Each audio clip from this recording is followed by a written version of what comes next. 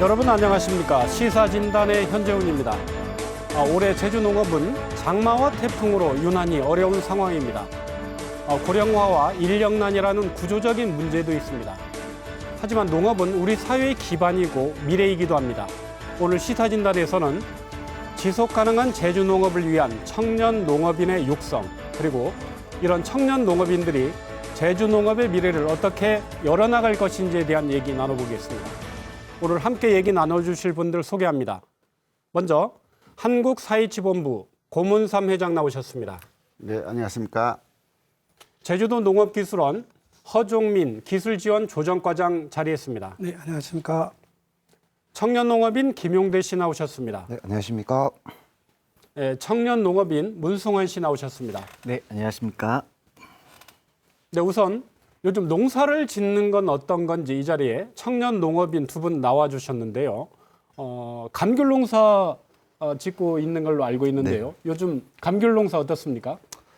아무래도 다른 시설에 비해 농사 짓기는 좀 수월한데, 그런데 요즘 비가 너무 많이 와가지고 출하 시기를 앞두고 당도가 떨어지고 병가가 생기지 않을까 좀 걱정이 많이 있었습니다.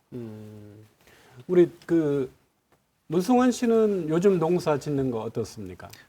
농사가 날씨의 영향을 참 많이 받는 것 같습니다. 이상 기후라고 하죠. 그래서 뭐 이것뿐만이 아니고 그 인건비, 물류비 뭐 이런 부분이 계속적으로 상승하고 있는 부분이 참 어렵습니다. 그리고 해외에서 값싼 농산물이 또 들어오기 때문에 이것조차 참 농민들이 정말 힘든 실정이라 저는 생각하는데요. 제주에서 농사 짓는 게 참 어렵다고 일단은 올해는 정말 말씀드리고 싶습니다. 예, 그래서 특히 얼마 전 13호 태풍, 17호 태풍에 연달아 피해가 있는 저희 매매 같은 경우에는 참 크나큰 피해를 입었는데요. 피해를 최소화하기 위해서 남은 기간 더 노력할 예정입니다. 예, 알겠습니다. 우리 고문삼 회장님은 농업 전문가신데 제주 농업의 현실 어떻게 봐야 됩니까? 예, 그렇습니다. 아까 우리 문승환 청년 농업인도 말씀을 했습니다마는 금년도는 가을 장마와 더불어서 링링 태풍 그다음에 타파까지 와서 상당히 어려운 한 해입니다. 특히나 우리 겨울철 채소가 가격이 하락했었고 또한 마늘 양파가 상당히 가격 하락을 해서 농민이 어려웠던 그런 시기입니다. 그러나 제주도는 청정한 환경이기 때문에 앞으로의 농업은 그래도 희망이 좀 있지 않냐. 금년에 날씨가 이렇게 돼서 조금 어려움이 있었는지는 모르겠지만 앞으로 좀 더 노력한다라고 하면 그래도 제주의 농업은 어렵지만 그래도 미래는 희망을 갖고 농업에 종사할 수 있다라고 저는 생각하고 있습니다. 네, 그 제주의 농업을 보면 이제 감귤을 주력 산업으로 하고 그리고 월동 채소를 중심으로 한 밭작물 크게 이제 두 가지가 위주인데요. 이게 특히 이제 월동 채소 같은 경우는 해마다 어떤 기후 변화나 작황에 따라 가지고 가격이 폭락을 이제 거듭하는 이런 부분들이 있는데요. 농업기술원 쪽에서 혹시 그런 제주 농업에 대한 어떤 지원 정책, 시책 어떤 것들을 좀 하고 계십니까? 예, 진행자님께서 이제 말씀하셨듯이 제주 농업은 아무래도 감귤과 이제 밭작물이 그 주축을 이루고 있는 게 맞습니다. 그리고 지금 국내 이제 경기 침체라든지 소비 둔화 영향으로 해서 농업인들이 상당히 어려움을 겪고 있습니다. 그래서 우리 농업기술원은 이러한 어려운 것을 극복하기 위해서 여러 가지 정책을 시행하고 있는데 먼저 그 감귤 정책적으로 보면 먼저 우리 명품 감귤을 만들기 위해서 우리 감귤에 고령화된 한 40년 이상 된 나무를 새롭게 이렇게 심어서 브랜드 감귤을 생산하는 그런 사업을 이제 진행을 하고 있는데 한 153헥타 정도 지금 현재 보급을 하고 있습니다. 그리고 그 감귤 같은 경우에는 일본 품종을 위주로 해서 재배를 지금 하다시피 하고 있는데 이거를 이제 우리 지역에 맞는 또 이제 시기에 맞는 그런 품종을 좀 개발하는 게 급선무지 않느냐 해서 지금 저희 농업기술원에서는 2018년도에 그 가을향이라는 품종을 새로이 등록을 하고 이제 묘목을 생산해서 2022년에 농가에 이제 실증 보급해서 농가가 실질적으로 새로운 품종을 이제 재배할 수 있도록 이렇게 하고 있습니다. 그리고 이제 소비자가 이제 감귤에 대해서 연중 언제든지 이렇게 구입할 수 있도록 연중 작행 체계를 이제 우리가 마련하고 있습니다. 그에 따라서 연구라든지 실증을 해서 농가에 이제 보급을 하고 있다는 말씀을 드릴 수 있습니다. 그리고 밭작물은 이제 여러 가지 그 가격 불안정이라든지 과잉 생산으로 인한 문제가 많이 발생되고 있는데 이 또한 그 국내에 맞는 품종, 우리 특히 제주도에 이게 있어야 하는데 외국의 품종을 그 의존하고 있습니다. 그리고 또 이제 국내 종자 회사에서는 우리 제주도 같은 경우는 작목별 한 2,000헥타가 미만이 되기 때문에 소규모라는 것 때문에 아예 새 품종을 이제 만들질 않고 있습니다. 그래서 저희 농업기술원에서는 그런 쪽에서도 이제 그 새로운 품종을 이렇게 만들고 있다는 것을 말씀드릴 수 있습니다. 예. 그 청년 농업인의 입장에서 평소에 뭐 올해만이 아니고 농사를 짓는 입장에서 평소에 체감하는 어려움 어떤 게 있을까요, 김민배 씨?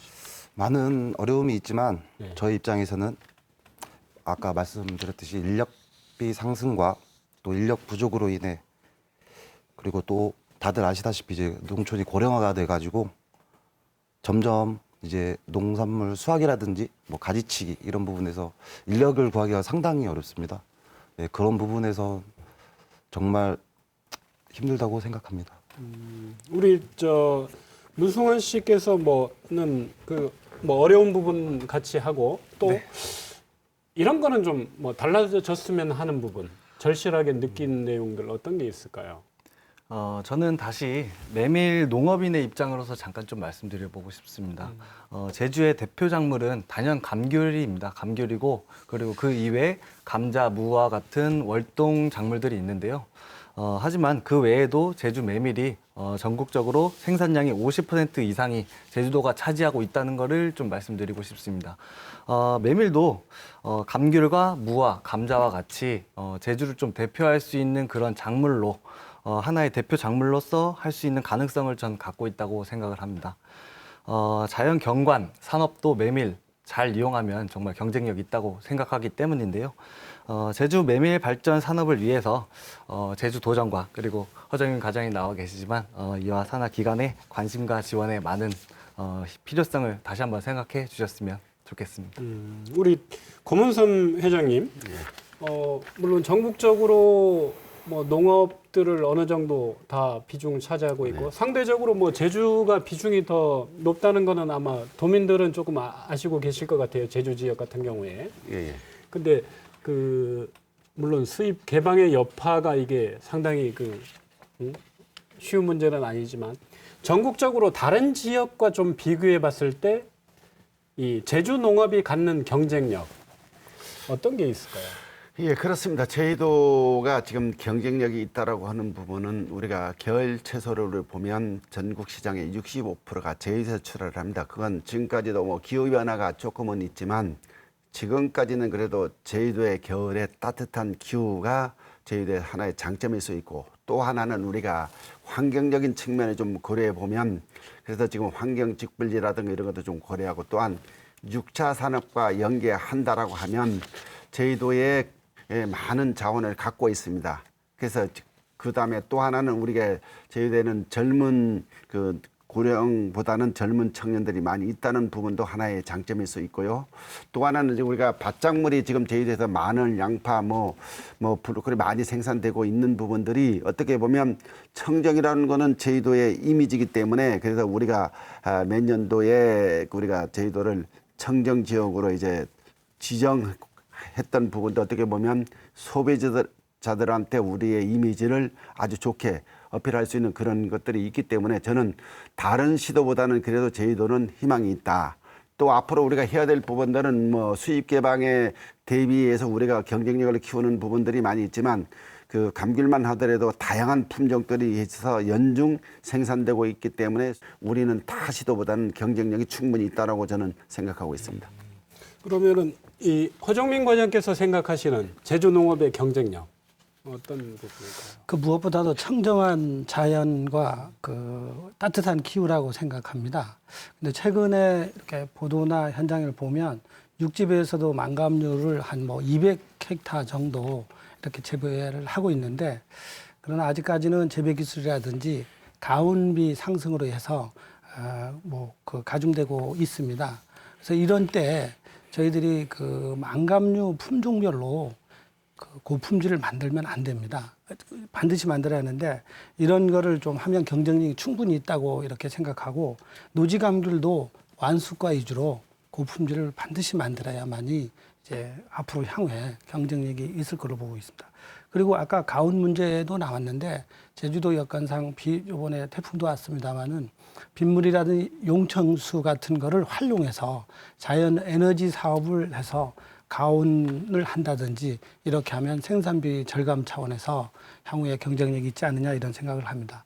월동 채소 같은 경우에는 아무래도 다양한 이제 채소가 한겨울철에 이제 소비자 식탁에 이제 올릴 수 있는 이런 장점이 있기 때문에, 또 동부 지역에서는 월동무라든지 당근 이런 걸 주산지로 형태로 이제 재배를 하고 있고, 서부 지역에는 뭐 브로콜리, 양배추 이런 많은 것들을 이제 재배하고 있기 때문에, 이런 거를 작형 개발이라든지 또는 적정 면적과 고품질 생산을 병행해서 이렇게 해야만이 된다고 합니다. 그리고 이제 참고로 아까 품종 얘기를 서두에도 좀 말씀했는데, 저희 농업기술원에서는 채소 분야에도 뭐 감자의 탐나 감자를 이렇게 만든다든지 양파의 싱싱볼이라든지 뭐 이런 부분을 했고, 또 브로콜리도 누 탐나 그린이라든지 새로 이제 개발해서 농가에 적극적으로 보급하고 있습니다.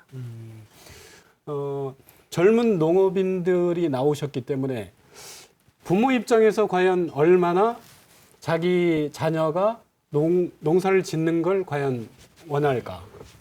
그런 가운데서도 이제 두 분께서는 농업을 선택을 하셨어요.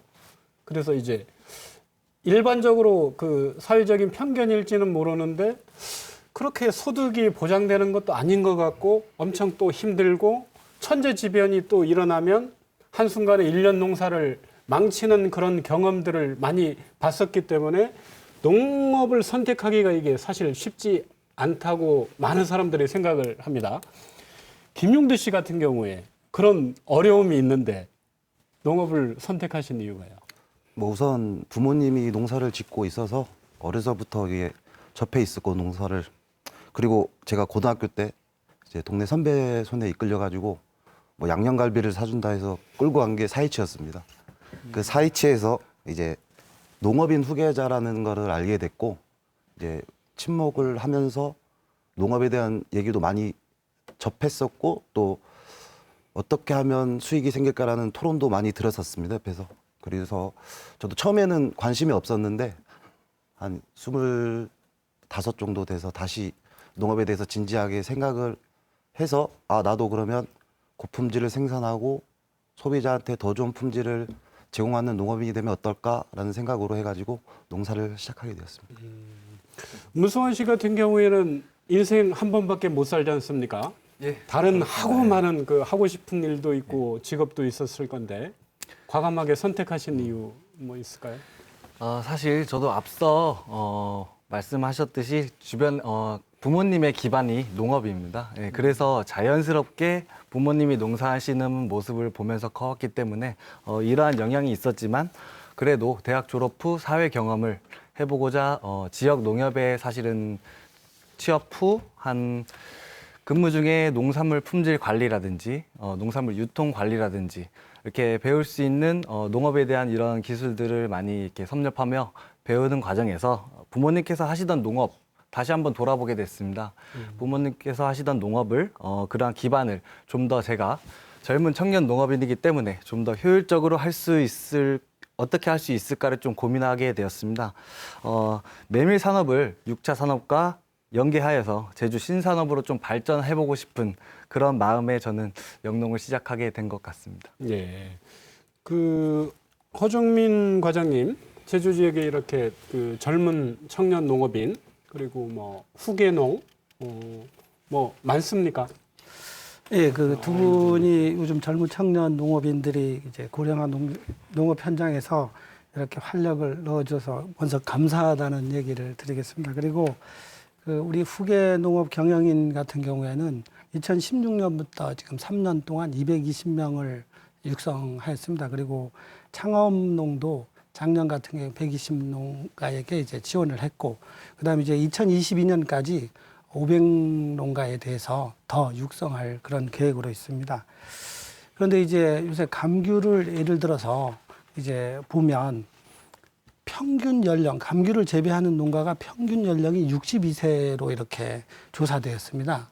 그리고 이제 이 중에 70세 이상이 29%가 돼 있고, 더 우려되는 것은 향후 10년, 그러니까 60세 되는 이제 농업인이 10년이 지나면 70세가 되는데 50%가 넘을 거라는 그런 이제 조사 결과가 나왔는데, 이렇게 되면 자녀에게 이제 토지나 자기 농업하는 걸 승계하지 못하거나 하면 임대를 주거나 팔아야 할 이런 상황에 있어서 굉장히 좀 문제로 되고 있는데, 그래서 이제 우리 제주도 같은 경우에는 그 단기적으로 이렇게 하는 거는 뭐 하우스 시설 자동화 문제라든지 또는 공동 수확단 문제 이런 걸 해서 좀 단기적인 이런 정책을 하고 있고, 또 장기적으로 보면 농업계 고등학교나 또는 대학계 졸업자에게 뭐 자금을 지원하거나 이런 부분을 정착 자금을 지원하거나 이런 부분을 좀 추진하고 있습니다. 그리고 저희 농업기술원에서 지금 많은 부분을 하려는 게 뭐냐면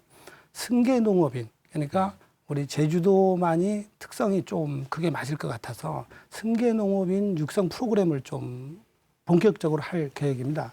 근데 이렇게 주위에 보면 어떤 문제가 있느냐면 승계를 하고자 해서 뭐 직장을 다니다가 제주도에 왔거나 이렇게 했을 때 부모님하고 이런 갈등도 보이지 않는 갈등이 상당 부분이 좀 있는 것 같습니다. 그래서 이런 프로그램으로서 저희들이 할 수 있는 그런 역할을 좀 하고, 또 그분들은 당연히 농업에 대해서 재배 기술적인 게 너무 떨어져 있기 때문에 그런 부분에서 뭐 단시간에 교육 프로그램이 아닌 2, 3년 동안 이렇게 그분에게 또는 이런 과정을 해서 이런 그 승계농의 정착적인 그런 부분도 해 나갈 그런 생각입니다. 예.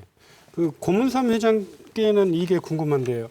혹시 그 자녀분이 농업을 승계하는 걸 아주 흔쾌히 어떻게 생각하십니까?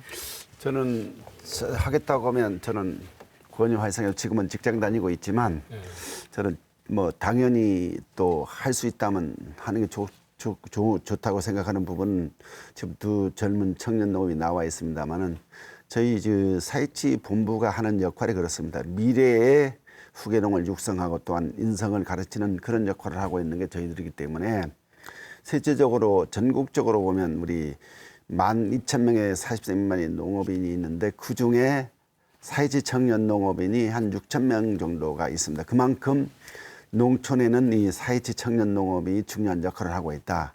그래서 어떻게 보면 저희 힘들지만 그래도 농업을 승계하고 또한 농업을 영위하겠다고 하는 젊은 사회지 청년 농업이 있기 때문에 그렇게 육성하는 부분에 대한 어떤 보람을 느끼고 있습니다. 특히나 우리 제주도 같은 데는 그중에 한 700~800명 정도가 지금 있고 이제 기농 청년들이 많이 늘어나고 있는 부분인데, 농업은 왜 우리가 땀 흘린 만큼 보람을 찾을 수 있다.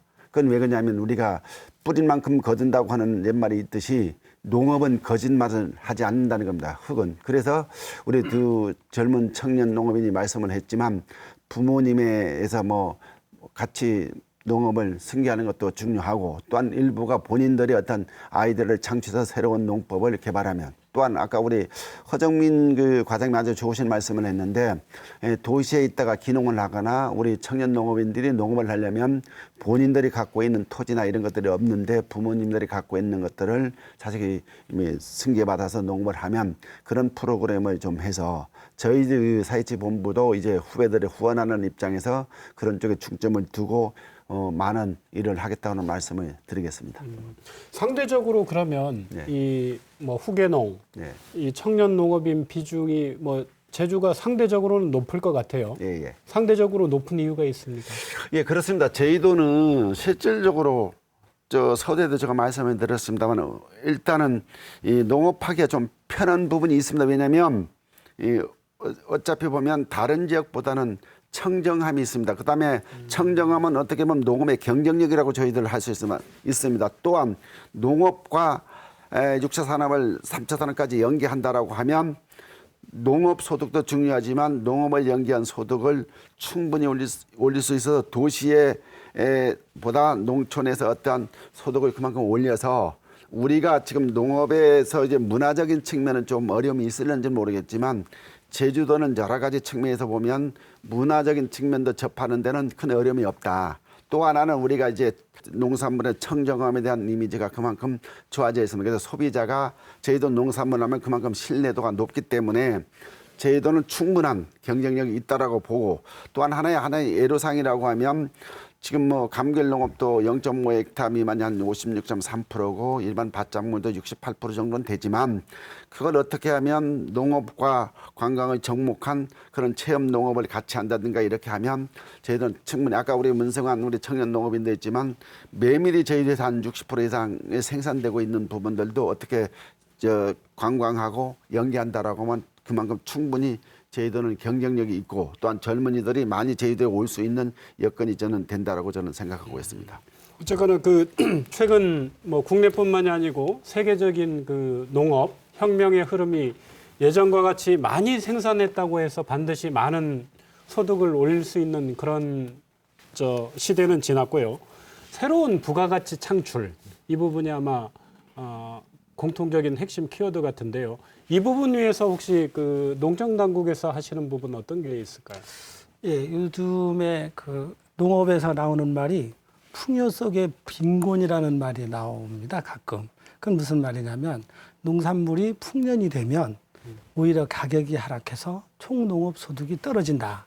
이런 얘기를 하는데 이게 비유한 말일 거라고 생각합니다. 그래서 농가 그 소득을 높이기 위해서 이제 우리 농업기술원에서는 그 농업인이 직접 생산한 농산물을 이용해서 가공이나 또는 체험 등을 할 수 있는 그런 거를 좀 해서 농해 소득을 좀 향상시키는 이런 쪽으로 해서 그 수다뜰이라는 거를 창업을 하는 거를 한 43개소 도내에 지금 육성을 하고 있고 또 6차 산업장 아까 금삼 회장님도 6차 산업에 대해서 강조를 하셨는데 6차 산업 사업장도 22개소를 해서 지금 그 농가들이 농해 소득을 이제 부가가치를 향상시키는 이런 쪽으로 좀 하고 있습니다.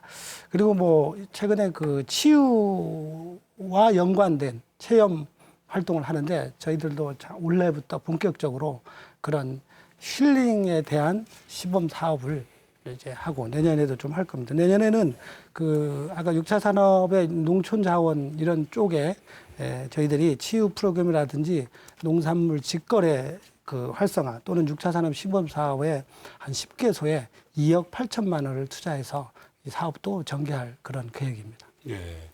그 청년 농업인 두 분께서는 그 부모님 그 농사를 짓던 부분을 직접 보시고 자랐고 지금 승계해서 농사를 지금은 주인된 입장으로 이제 짓고 계신데요. 부모님 세대는 사실은 관행농법입니다. 네, 관행처럼 이루어져 온 그런 농법으로 해서 지었다고 뭐 그거와 비교해서 청년 농업인들은 부모 세대에 안 하던 나 때는 좀 이렇게 하겠다. 좀 이런 거는 좀 이렇게 바꿔서 나는 농사를 짓겠다. 이런 부분이 있을까요? 김용대 씨. 우선 여기 오기 전에 우리 청년 사이치 농업인들한테 여쭤봤습니다. 농업에 대해서 어떻게 생각하는지 또 제일 많이 한 대답이 부모님하고 아까 말씀드렸듯이 부모님과 갈등이 제일 컸습니다. 뭐 의견도 내놔도 뭐 무시당한 일도 많고 뭐 다른 거를 시도해보지도 못한 그런 청년 농업인들이 많은 것 같습니다. 지금까지는. 만약에 부모님하고 다른 방법을 생각한다면 아무래도 기술원에서도 지금 개발하고 있는 스마트팜 그리고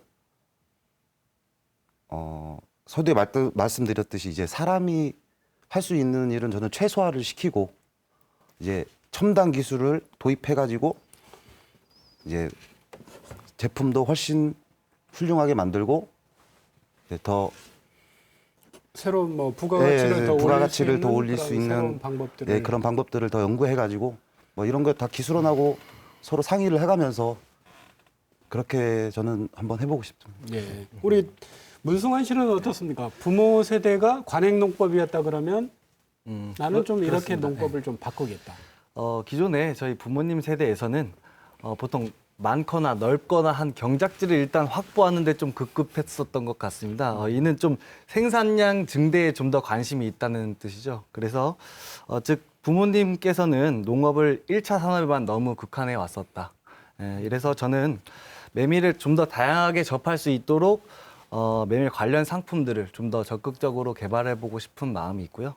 그리고 이러한 상품들을 메밀꽃 개화 시기에 맞춰서 메밀밭을 개방해서 앞에서 허종민 과장님께서 말씀하셨듯이 좀 치유적인 체험 활동, 반면적으로 메밀 베개 만들기 체험이란 예를 좀 들어보자면 메밀을 베고 자면 좀 사각사각 소리 나듯이 참 이런 부분이 아마 좀 자연적인 치유 방법이 아닐까.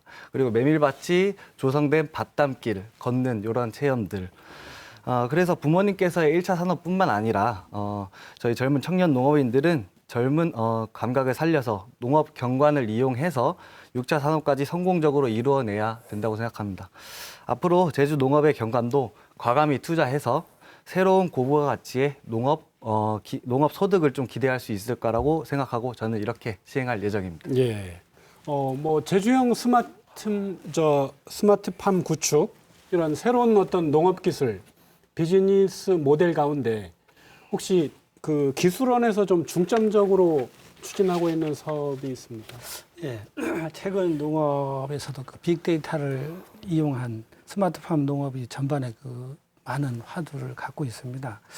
하지만 아직까지는 스마트팜 사업 자체가 이제 농가들에게 저희들이 시범 사업을 해보면 설치비가 성능에 비해 너무 비싸다, 또는 AS 문제가 여러 가지 문제 있다. 또 하나는 지금 그 육지부에서 이제 농장에서라는 이런 거를 프로그램을 개발하다 보니까 파프리카라 뭐 이런 채소 분야의 유리온실이나 이런 쪽에서도 많이 응용을 했기 때문에 제주도에서는 조금 안 맞는 부분도 있다, 이런 부분을 합니다.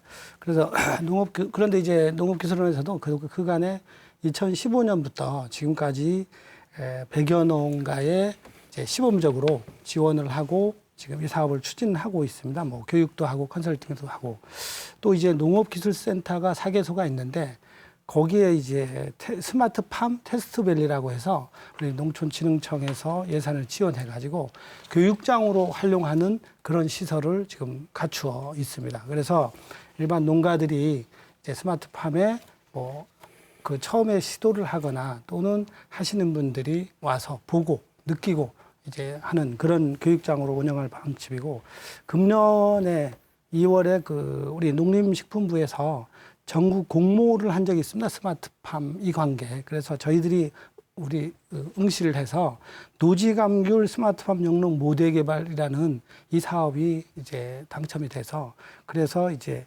2020년까지 국토부이 6억 원을 지원받아서 노지감귤의 스마트팜을 최초로 제주형에 맞게 접목하고자 이 사업을 또 추진할 겁니다. 내년에도 그 제주형에 알맞는 시설 하우스 스마트팜 이걸 33개소를 우리 농가에 이제 보급할 그런 계획도 있습니다. 어쨌거나 그 청년 농업인들 제주 농업에 대한 각오나 의지는 충만한데요. 이러한 새로운 농업 트렌드나 새로운 비즈니스 모델을 청년 농업인 개인이 하기에는 그 쉽지가 않지 않습니까? 예, 맞습니다. 그러면 제주도나 정부 차원에서 할 수 있는 게 있습니까? 예, 그렇습니다. 아까 뭐 두 분의 젊은 청년 농업인도 말씀했고, 우리 아까 허정민 과장님도 말씀했지만, 뭐 새로운 스마트팜을 하거나 지금 우리 농업의 고령화해서 인력이 모자라거나 이런 부분들 하려면 정부가 농업의 예산을 좀 증액해야 되는데, 금년에 정부 예산을 우리가 좀 보면 일반 증가율이 9.3%인데 농업 예산은 4.4%에 머물러 있고, 제주도만 하더라도 일반 예산이 11% 정도 높았는데 농업 예산은 8.7% 정도밖에 되지 않아서 실질적으로 미래의 후계 농업인을 육성하거나 농업을 좀 발전시키려고 하면 그만큼 투자를 해야만이 이루어지는 것인데, 이런 부분에 좀 아쉬움이 있다. 농업을 어떤 경쟁력을 키우는 것은 우리 자연적인 측면도 중요하지만 우리 노력에 따라서 그만큼 필요한 때 그 필요한 만큼의 예산이 지원돼야만이 우리 젊은 농업인들의 희망을 갖고 또한 우리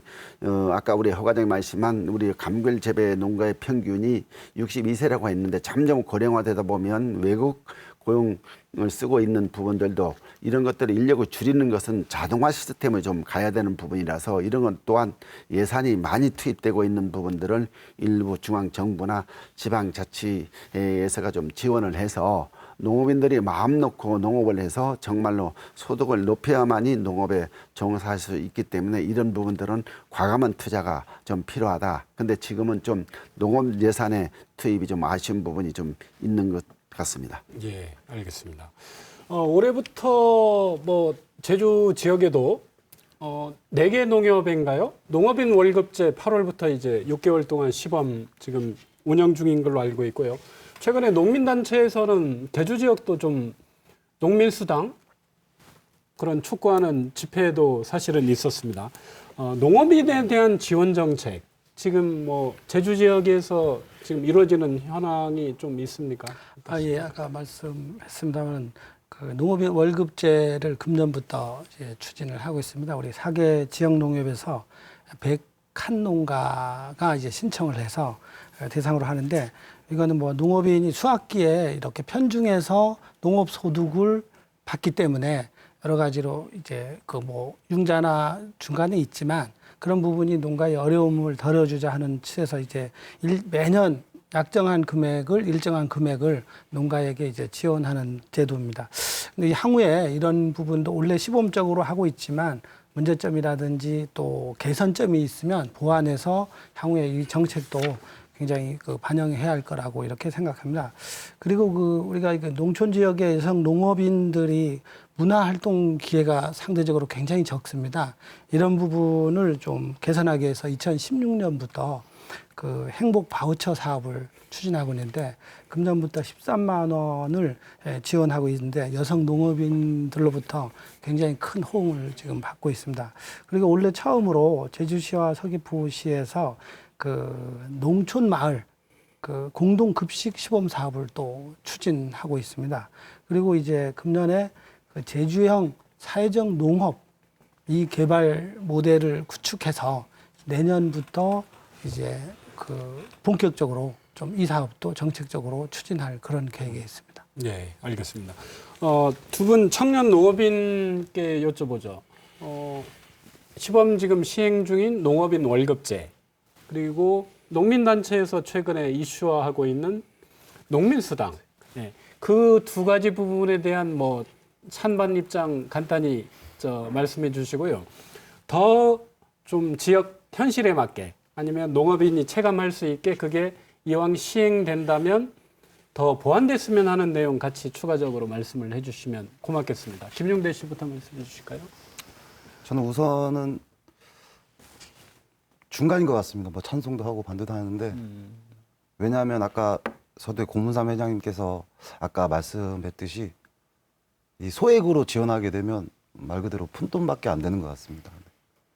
만약에 이거를 조금 더 정책적으로 많은 돈을 좀 목돈을 이렇게 지원을 해주면 아무래도 저희 입장에서는 농사 짓기도 편하고 다른 데 투자도 할 수 있고 농업에 대한 투자도 할 수 있고 이제 다른 농업적인 기술력도 뭐 향상시킬 수 있다고 저는 생각하거든요.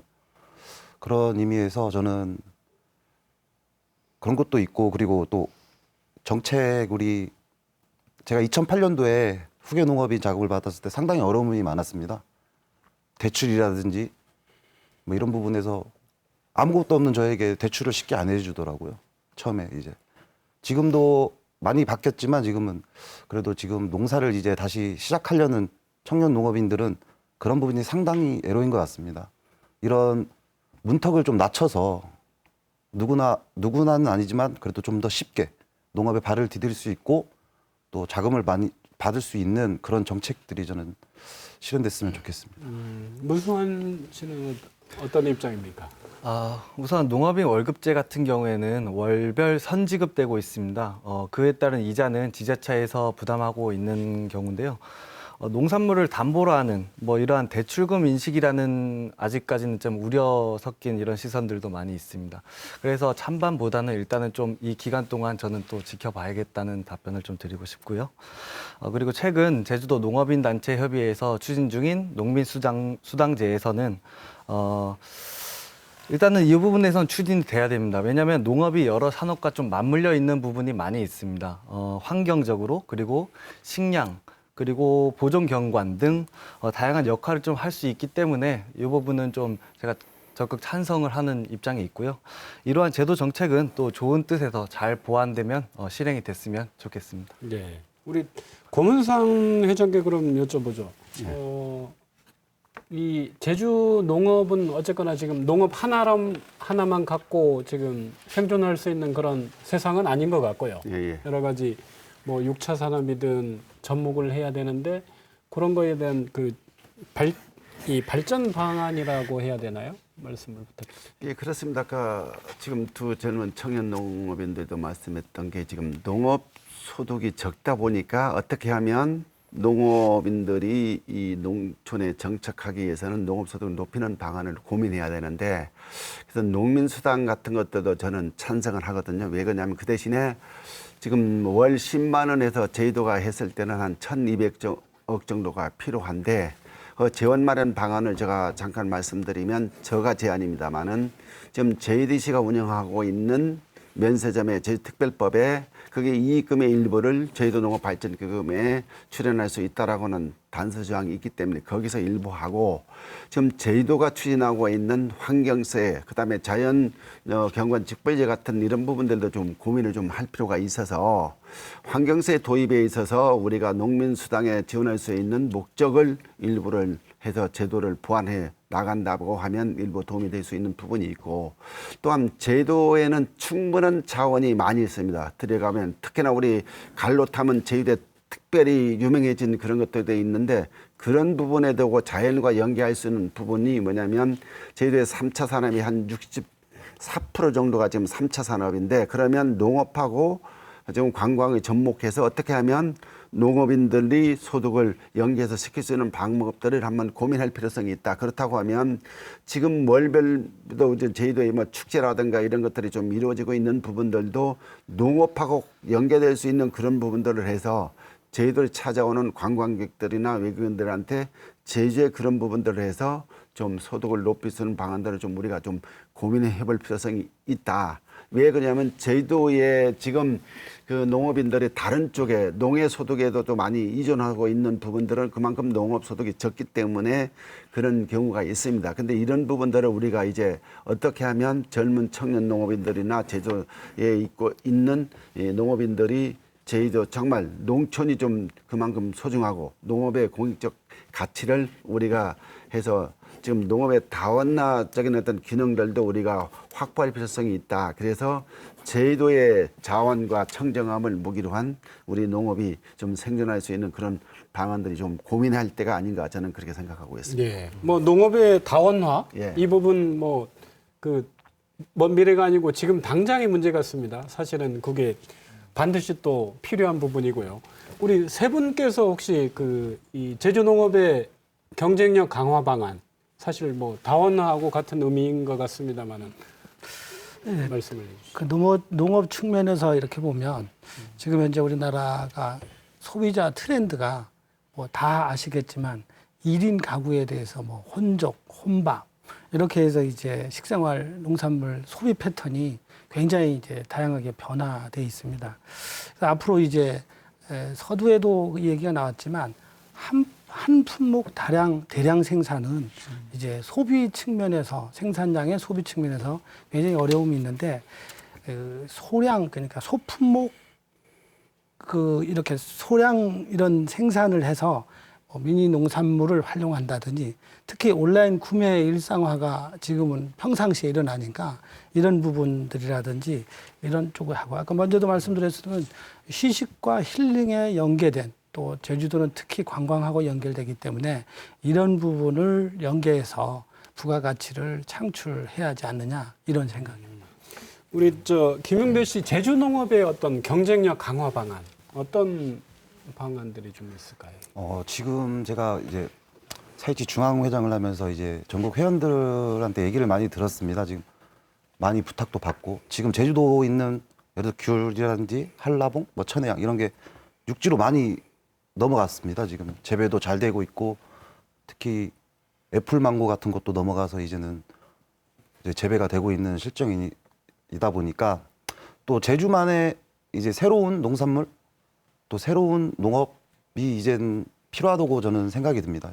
제주 이제 앞으로의 현실에 맞게 뭐 기후도 온난화로 이제 점점 더 바뀌는 것 같고 거기에 맞춰서 이제 기술원 부분, 기술원에서도 많은 연구를 하고 있겠지만 저희가 좀 더 늦기 전에 저희 청년 농업인들이 빠르게 습득을 하고 빠르게 도입을 해서 앞으로 다른 지역보다 훨씬 경쟁력 있는 그런 농산물을 다시 생산해서 보급해야 된다고 저는 생각하고 있습니다. 예, 알겠습니다. 문승환 씨, 제주 농업의 경쟁력 강화 방안 어떤 게 있을까요? 어쨌든 최근에 동남아나 대미 수출에 대해서 좀 어려움이 계속적으로 있는 것 같습니다. 아무래도 품질과 가격적인 측면에서도 경쟁해야 되지만 저는 좀 적극적인 홍보를 하면 어떨까라는 측면에서 바라봤을 때 제주 농산물을 한류 산업과 좀 연계하면 어떨까? 이 말은즉 요즘에 핫한 BTS가 있지 않습니까? 유튜브 조회수만 해도 기본 억대 단위입니다. 만약에 이런 BTS가 콘서트 중에 제주 농산물을 이용한 가공 음료를 마셨다라고 한다면 이 홍보 효과는 엄청나겠죠. 그러니까 한류 산업과 좀 더 연계하는 방법을 제가 한번 생각을 해봤고요. 가능하다면요. 그래서 대기업은 이런 탄탄한 자본력을 가지고 아마 홍보를 할 수 있을 것입니다. 하지만 농업은 지금 당장 그러기 힘들 것으로 보여지지만 지자체와 이런 산하 기관들이 좀 더 제주 농산물에 대해 관심 갖고 지원이 필요하다고 생각을 같이 해주셔야 된다고 생각을 합니다. 우리 지속 가능한 농촌 활력화에서 이제 뭐 국내뿐만이 아니고 세계적으로 다양한 교류 행사 그게 왜 필요한 겁니까? 아무래도 제주도는 동북아의 뭐 교통의 중심지, 요충지다 이렇게도 하는데 그래서 농업기술원에서는 그 농업인 단체를 여러 단체를 이제 육성하고 있습니다. 그래서 2017년부터 이제 전국 대회나 글로벌 대회를 굉장히 많이 유치를 조금 하는 중입니다.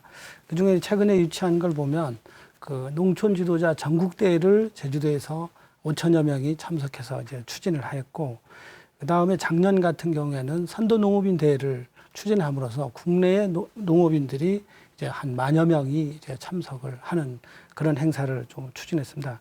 그리고 이제 어제부터 이제 국내와 세계 25개 국가에서 사회치 가족 한마음 글로벌 대회를 지금 컨벤션 센터에서 지금 추진을 하고 있습니다. 그리고 내년에는 생활 개선의 전국 대회를 또 제주도에서 유치를 하기로 확정이 되었습니다. 이런 교류를 활발하게 하고 있고, 그 다음에 2013년도에부터 시작해온 감귤 박람회도 우리 농업기술원이 중심이 돼서 추진하고 있습니다. 지난해 참가 인원만 봐도 한 15만 명이 참가를 했고, 그 경제적인 파급 효과도 보면 400여 원 정도 이런 파급 효과를 올렸습니다. 그래서 아무튼 이런 교류의 활성화를 함으로써 제주의 그 경쟁력, 그 경제 파급 효과도 크고 이런 부분이 더 활발히 될 거라고 생각합니다. 네, 토론을 진행하다 보니 마무리할 시간이 됐는데요. 마지막으로 그 제주 농업의 미래를 짊어진 그 두 분께서는 이 청년 농업인들의 각오의 말씀 문승환 씨부터 두 분 해주시고 나머지 두 분은 이제 이 제주 농업의 미래에 대한 그 마무리 말씀으로 해서 해주시기 바랍니다. 문승환 씨부터 먼저 부탁드립니다. 앞으로는 우리 제주 농민들 모두가 새로운 방식의 농업의 패러다임을 좀 두려워하지 말아야 될 것을 좀 부탁드리고 싶습니다. 저를 포함해서요. 도전해야 미래 농업이 농업을 대비하는 그런 최선의 방법이라고 생각 들고요. 이러한 노력을 통해서 성공적인 모델을 제시할 수 있는 우리 청년 농업인들이 있기에 우리 선배 농업인들도 믿고 뒤에서 지켜봐 주셨으면 좋겠습니다. 감사합니다. 뭐 미래를 짊어지셨다고 하니까 어깨가 좀 무거운데 뭐 아무래도 농사꾼은 농산물로 답을 해야 되는 것 같습니다. 저는 최고의 농산물 생산을 위해 더욱더 공부하고 노력해서 또 실험하고 누구나 믿고 안심하고 살 수 있는 그런 농산물을 생산해 나가도록 더욱더 우리 청년 농업인들과 함께 힘을 합쳐서 열심히 노력하겠습니다. 허정일 과장님. 예, 지금 농업은 개방화, 또 기후 변화 또는 고령화 이런 문제들이 굉장히 많이 산재해 있습니다.